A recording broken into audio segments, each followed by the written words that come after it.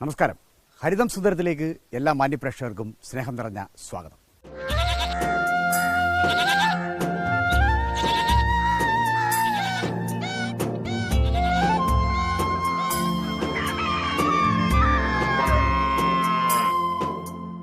കാട്ടിൽ വെച്ച് ഇണക്കി വളർത്തിയ മൃഗമെന്ന ഖ്യാതിയാണ് നായ്ക്കൾക്കുള്ളത്.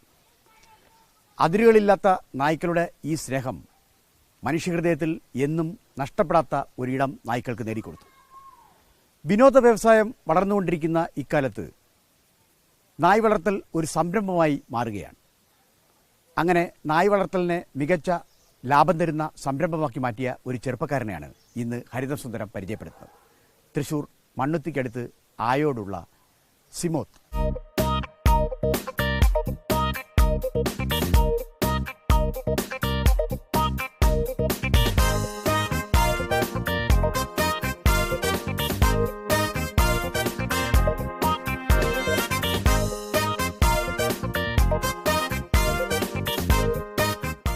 സിമോദിന്റെ സോഫൈൻ കെന്നലിലെ കാഴ്ചകളുമായി ഇത്തവണ കാണാം ഹരിതം സുന്ദരം. പഴയ തൃശ്ശിവ പേരൂരാണ് ഇന്ന് തൃശ്ശൂരായത്. തൃശ്ശിവ പേരൂരിന് എന്നും ഒരു പാരമ്പര്യമുണ്ട്. അത് കാത്തു സൂക്ഷിക്കുന്നതിൽ തൃശ്ശൂർക്കാർ തന്നെ മുൻകൈയെടുക്കും. തേക്കിൻകാട് നിന്ന് കൃത്യം കിഴക്കോട്ട് 9 കിലോമീറ്റർ താണിപ്പാടത്തുകൂടി പീച്ചി ഡാമിന്റെ കനാലുകൾ ഒഴുകുന്നുണ്ട്. പ്രളയം വന്ന് കുഴച്ചിട്ടുപോയ മണ്ണാണ് താണിപ്പാടത്തിൻ്റെത്. താണിപ്പാടം കുറേയൊക്കെ ഉയർത്തെഴുന്നേൽക്കുന്നതേയുള്ളൂ. പരമ്പരാഗത കൃഷി മുഴുവൻ വെള്ളത്തിലായപ്പോഴും അവിടെ പിടിച്ചു നിന്ന ഒരാൾ മാത്രമേ ഉള്ളൂ, സിമോദ് എന്ന ചെറുപ്പക്കാരൻ. സിമോദ് കൈവച്ചത് പുതിയ തരംഗം കൃഷിയിൽ തന്നെ. അതിരുകളില്ലാത്ത സ്നേഹത്തിന് വേണ്ടിയുള്ള മനുഷ്യന്റെ അവസാനിക്കാത്ത അന്വേഷണം ചെന്നെത്തുന്നത് അരുമകളിലാണ്.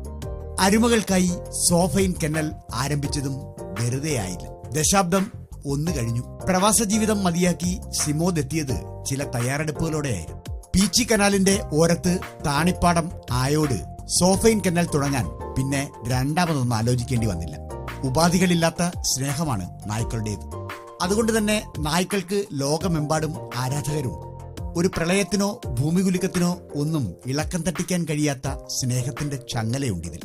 കൂർമ്മബുദ്ധിയും കുറുമ്പും കളികളുമൊക്കെയായി സ്വീകരണ മുറികളിൽ പോലും സ്ഥാനം പിടിച്ചവരാണ് ഇന്ന് നായ്ക്കൾ. നായ്ക്കളോട് സ്നേഹമുണ്ടെങ്കിലും ഒരു കെന്നൽ സംരംഭമായി അത് തുടങ്ങുന്നതിന് ചില ചിട്ടവട്ടങ്ങളൊക്കെയുണ്ട്.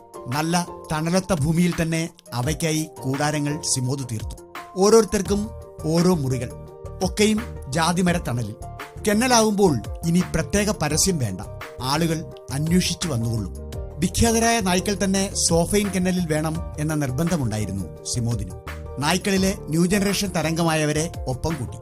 സിനിമ താരങ്ങളുടെ നായ എന്ന ഖ്യാതിയുണ്ട് സൈബീരിയൻ ഹസ്കിക്ക്. സ്നേഹിക്കുന്നവരാരും സൈബീരിയൻ ഹസ്കിയെ വിടില്ല. പ്രദർശനത്തിൽ നായ്പ്രേമികളുടെ കണ്ണ് എപ്പോഴും ഓടിയെത്തുന്നത് ഹസ്കിക്ക് മുന്നിലാണ്. അധികം കുരയ്ക്കാത്ത നായ എന്ന വിശേഷണമാണ് ഇവനെ പ്രസിദ്ധനാക്കിയത്. മൃദുല ചിത്തരാണ് സൈബീരിയൻ ഹസ്കി നായ്ക്കൾ. ദുർഘട ധ്രുവപാതകളിലെ ഇവന്റെ സേവനം വിശദീകരിക്കാനാവത്തു. നായ്ക്കളിലെ കുഞ്ഞു നായ്ക്കളായ സ്പിറ്റ്സ് കുടുംബാംഗമെങ്കിലും കലമാനിനെ പോലും മേയ്ക്കാൻ പ്രസിദ്ധനാണ് സൈബീരിയൻ ഹസ്കി. കണ്ണിൽ പൊരുത്തമില്ലാത്ത രീതിയിലുള്ള കൃഷ്ണമണികളുടെ വിന്യാസമാണ് ഹസ്കിയിലെ ഹരം. വർണ്ണവിന്യാസത്തിൽ പൊതുവെ 2 ഇനം. ചാരനിറം കൂടുതൽ പടരുന്ന ബ്ലാക്ക് ആൻഡ് വൈറ്റും തവിട്ട് നിറം പടരുന്ന കോപ്പർ ആൻഡ് വൈറ്റുമാണ് ഇനങ്ങൾ. കിതച്ചുകൊണ്ടുള്ള ഈ നിൽപ്പ് അപരിചിതരെ പേടിപ്പെടുത്തിയേക്കാം. എങ്കിലും ഗാംഭീര്യം കുറഞ്ഞ ഒരു കുരയുടെ അഭാവം മുഴച്ചു നിൽക്കും. 5 അക്ക സംഖ്യകളിലാണ് ഇന്ന് സൈബീരിയൻ ഹസ്കിയുടെ വില തുടങ്ങുക.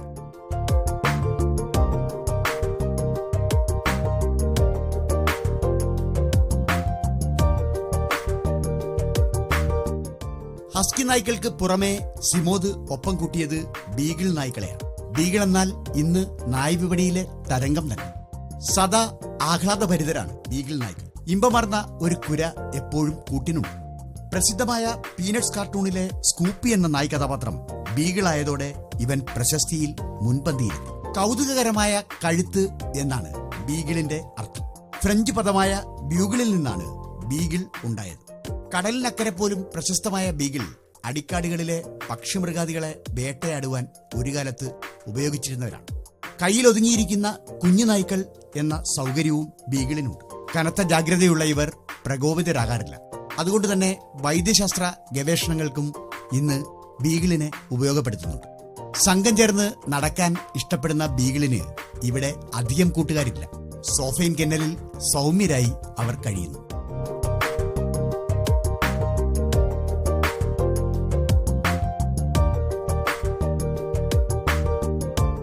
ഇനി വരുന്നവനാണ് താരം, സാക്ഷാൽ സെയിന്റ് ബെർണാഡ്.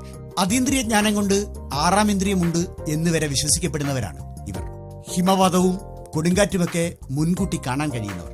ഒരു കാലത്ത് ആൽസ് പർവ്വതനിരകളിലെ രക്ഷകരും വഴികാട്ടികളുമൊക്കെയായിരുന്നു ഇവർ. പർവ്വതാരോഹകരുടെ കൂട്ടാളിയായിരുന്ന ബെർണാഡ് ഡി മെന്തൻ എന്ന സ്വിറ്റ്സർലൻഡുകാരന്റെ സ്മരണയാണ് ഈ പേരിന് പിന്നിൽ. മഞ്ഞുമലകളിൽ അപ്രത്യക്ഷരാവുന്നവരെ തിരഞ്ഞു കണ്ടുപിടിക്കുന്നു എന്ന ബഹുമതി സെന്റ് ബെർണാഡിന്റെ മുകളിൽ കിരീടമായി നിൽക്കും. സാഹസികതകളുടെ വീരഗാഥകളുള്ള സെന്റ് ബെർണാഡിന് ചില വിമാന കമ്പനികൾ സൗജന്യ ടിക്കറ്റ് അനുവദിച്ചിട്ടുണ്ടത്രേ.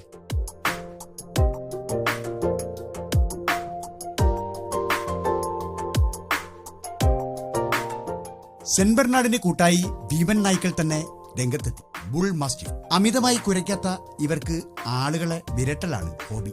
ബ്രിട്ടൻ സ്വദേശികളായ ഇവർ സമചിത്തതയുള്ളവരും ബുദ്ധിശാലികളും ഊർജ്ജസ്വലരുമാണ്. വനം കൊള്ളക്കാരുടെയും അനധികൃത വേട്ടക്കാരുടെയും പേടിസ്വപ്നമാണ് എന്നും ബുൾ മാസ്റ്റിഫ്. വലിയ എസ്റ്റേറ്റുകൾക്കും മറ്റും കാവലിന് യോജിച്ചവർ. മസ്റ്റിഫിനെ വളർത്തുന്നവർ ചില കാര്യങ്ങളൊക്കെ ശ്രദ്ധിക്കണം. പൊണ്ണത്തടി ഉണ്ടാകാൻ സാധ്യത ഏറെയാണ്. വ്യായാമം നല്ലവണ്ണം ആവശ്യമുള്ള നായയാണ് ബുൾ മാസ്റ്റിഫ്. കുട്ടികളോട് പോലും സൗമ്യരായി പെരുമാറുന്നവർ.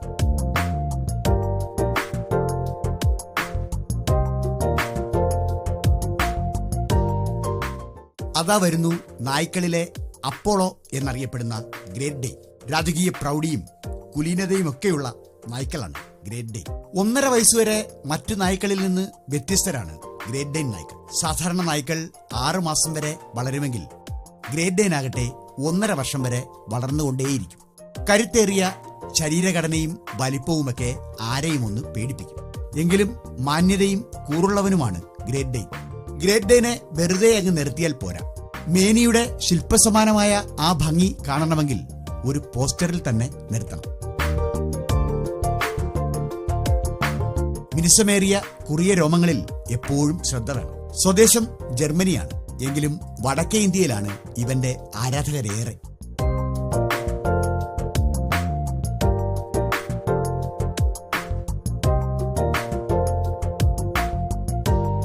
സ്റ്റഫോർഡ്ഷെയറിനെ എല്ലാവർക്കും പേടിയാണ്. അത്രയ്ക്കും ധൈര്യവും നിശ്ചയദാർഢ്യവുമുണ്ട് ഈ നായ്ക്കൾക്ക്. ഏതെങ്കിലും ഒരു പ്രത്യേക ആവശ്യം മുൻനിർത്തി വികസിപ്പിച്ച യൂട്ടിലിറ്റി ഗ്രൂപ്പിലാണ് സ്റ്റഫോർഡ്ഷെയർ വരുന്നത്.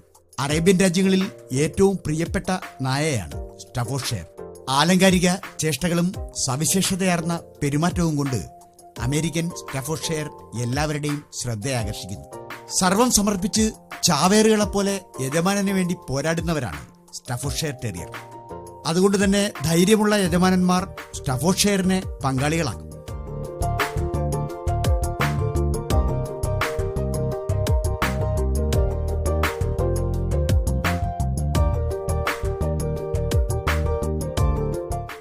ഡോബർമാനിൽ മോശം നായ്ക്കളില്ല, മോശം യജമാനന്മാരേ ഉള്ളൂ എന്നാണ് പറയാറ്.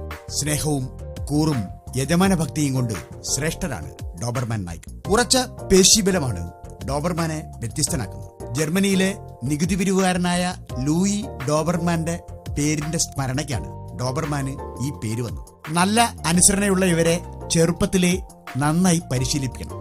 സോഫൈൻ കെന്നലിൽ അതിനുള്ള തയ്യാറെടുപ്പുകളെല്ലാം സിമോദ് നടത്തുന്നുണ്ട്. നീണ്ടുമെലിഞ്ഞ കഴുത്തും നീണ്ട കാലുമുള്ള ഇവർ അതിഥികളുടെയും യജമാനന്റെയും പുറത്തൊക്കെ ചാടിക്കയറിയെന്ന് വരും.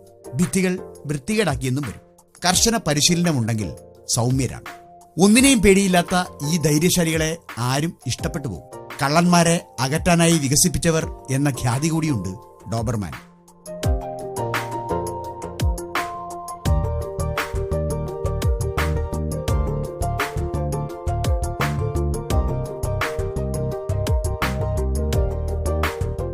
ജർമ്മൻ ഷെപ്പേർഡിനെ അറിയാത്തവരില്ല. നായ്ക്കളിലെ ജനപ്രിയ താരമാണ് ജർമ്മൻ ഷെപ്പേർഡ് അഥവാ അൾസേഷൻ. ഒരു കാലത്ത് പോലീസിലെ ട്രാക്കർ ഡോഗ് വിഭാഗത്തിൽപ്പെടുന്നവരായിരുന്നു ഇവർ. കളവ്, കൊലപാതകം തുടങ്ങിയ കേസുകൾക്ക് തുമ്പുണ്ടാക്കുന്നവർ. ഇന്നും കേരളത്തിലെ ജനപ്രിയ ജനുസ് ഏതെന്ന് ചോദിച്ചാൽ ഒറ്റ ഉത്തരമേ ഉള്ളൂ: ജർമ്മൻ ഷെപ്പേർഡ്. ജർമ്മനിയിൽ വികസിപ്പിച്ച ഇവരെ ഏത് രീതിയിലും പരിശീലിപ്പിക്കാം. രക്ഷാപ്രവർത്തനത്തിനും വനത്തിൽ വഴികാട്ടിയായും പട്ടാള ജോലിക്കുമൊക്കെ അൽസേഷൻ ഉപകരിക്കും. ഉയർന്നു നിൽക്കുന്ന ചെവികളും തിങ്ങി വളരുന്ന രോമത്തോടുകൂടി വാളുപോലെ താഴോട്ട് കിടക്കുന്ന വാലുകളും ചേർന്നുള്ള ഒരു നിൽപ്പുണ്ട്. കള്ളന്മാരുടെ പേടിസ്വപ്നമാണ് ജർമ്മൻ ഷെപ്പേർഡ്. സദാ ജാഗ്രതയുള്ള കൂറുള്ള നായി എന്ന കീർത്തി ഇതിനകം തന്നെ ഷെപ്പേർഡ് നേടിക്കഴിഞ്ഞു.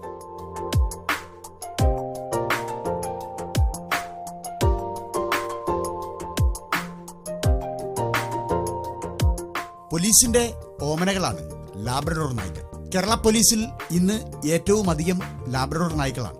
ട്രാക്കിങ്ങിനും കരിമരുന്ന് കണ്ടുപിടിക്കുന്നതിനും സ്ഫോടക വസ്തുക്കളെ കണ്ടുപിടിക്കുന്നതിനുമൊക്കെ വിദഗ്ധരായ നായ്ക്കൾ. ന്യൂ ഫൗണ്ട്ലാൻഡുകാരാണ് ലാബ്രഡോർ നായ്ക്കൾ. അതിസമർത്ഥരായ നീന്തൽക്കാരും. മീൻവലകൾ കടിച്ച് കരക്കെത്തിക്കുന്ന ജോലി വരെ ഏറ്റെടുത്ത് നടത്തും. മഞ്ഞുമൂടിയ ജലാശയങ്ങളിൽ ചാടുന്നതിനും മടിയുള്ളവരല്ല. പോലീസിന്റെ കുറ്റാന്വേഷണ സഹായിയായി ഇവൻ പേരെടുത്തു കഴിഞ്ഞു. നായ്ക്കൾ പലതരമുണ്ടെങ്കിലും കൂടുതൽ പേർ അന്വേഷിച്ചെത്തുന്ന ഇനം തന്നെയാണ് ലാബ്രഡോർ നായ്ക്കൾ. ധൈര്യവും ബുദ്ധിയും കുലീനത നിറഞ്ഞ ഇവരുടെ പെരുമാറ്റം